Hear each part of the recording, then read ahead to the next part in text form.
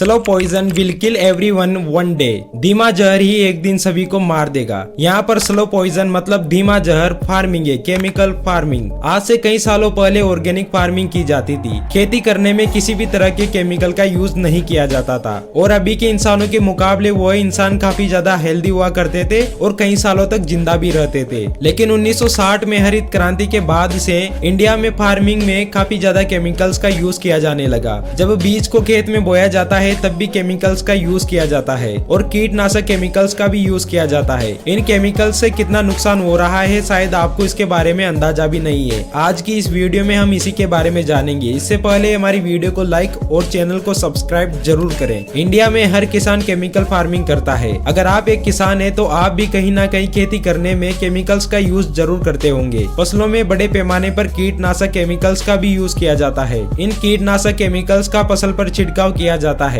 फसल को खाने वाले कीड़े और इंसेक्ट्स को मारने के लिए। मैं आपको बता दूं सिर्फ 30% कीटनाशक केमिकल ही फसल पर असर करता है, बाकी का 70% कीटनाशक केमिकल हवा में उड़ जाता है और इस कीटनाशक केमिकल की वजह से कैंसर होने का खतरा काफी ज्यादा बढ़ जाता है। सिर्फ कैंसर ही नहीं, इस केमिकल की वजह से हमारी बॉडी में हार्मोन इम्बैलेंस, प्रोटीन, सेल्स और डीएनए डैमेज होते हैं। इतना ही नहीं, इसकी वजह से थकान काफी ज्यादा महसूस होती है और इन कीटनाशक केमिकल्स की वजह से आदमी उम्र से पहले बुढ़ा होने लगता है। यही वजह है कि एक किसान समय से पहले बुढ़ा हो जाता है। इन कीटनाशक केमिकल्स की वजह से पक्षियों की प्रजातियां भी विलुप्त होने की कगार पर पहुंच गई है, क्योंकि पक्षियों को खेतों से छोटे कीड़े खाने को नहीं मिलते हैं और अगर यह फसल को खा लेते हैं तो इनकी डेथ हो जाती है। इन सभी केमिकल्स की वजह से खेतों की मिट्टी की फर्टिलिटी मतलब उर्वरा शक्ति को बढ़ाने वाले जीव भी खत्म होते जा रहे हैं और एक दिन ऐसा आएगा जब खेतों की उर्वरता शक्ति पूरी तरह से खत्म हो जाएगी और शायद दुनिया में खेती करना बहुत ही ज्यादा मुश्किल हो जाएगा। इन केमिकल्स की वजह से जलीय जीव जंतु भी काफी ज्यादा खतरे में है और एक दिन ऐसा आएगा जब खेतों की उर्वरता शक्ति पूरी तरह से खत्म हो जाएगी और शायद दुनिया में खेती करना बहुत ही ज्यादा मुश्किल हो जाएगा। और यह सब केमिकल हमारे लिए स्लो पॉइजन का काम कर रहे हैं, क्योंकि इन केमिकल से जिन सब्जियों और फलों और अनाज को उगाया जाता है उसे हम सभी खाते हैं। आज इंडिया दुनिया का चौथे नंबर का ऐसा देश है जहाँ पर खेती करने में सबसे ज्यादा केमिकल्स का यूज किया जाता है। यहाँ तक कि हमारे देश में जो फार्मिंग केमिकल बैन है उनका भी काफी ज्यादा यूज किया जाता है। रिपोर्ट्स के अकॉर्डिंग साल 2019 में हमारे देश में खेती करने में 60,599 टन केमिकल्स का यूज किया गया था, जहाँ पर इंडिया में सभी गाँवों में केमिकल फार्मिंग की जाती है। इसी बीच इंडिया में तेलंगाना में इबावी नाम का एक गाँव है जो केमिकल फ्री गाँव है। इस गाँव के बाहर बोर्ड लगाया हुआ है जिस पर लिखा है केमिकल फ्री विलेज। दोस्तों, इस गाँव में खेती करने में किसी भी तरह के केमिकल का यूज नहीं किया जाता है। यहाँ पर पूरी तरह से ऑर्गेनिक फार्मिंग की जाती है। इस गाँव के लोग 13 साल पहले से ही ऑर्गेनिक फार्मिंग करने लग गए थे। इस गाँव में 52 परिवार रहते हैं और सब मिलकर ऑर्गेनिक फार्मिंग करते हैं।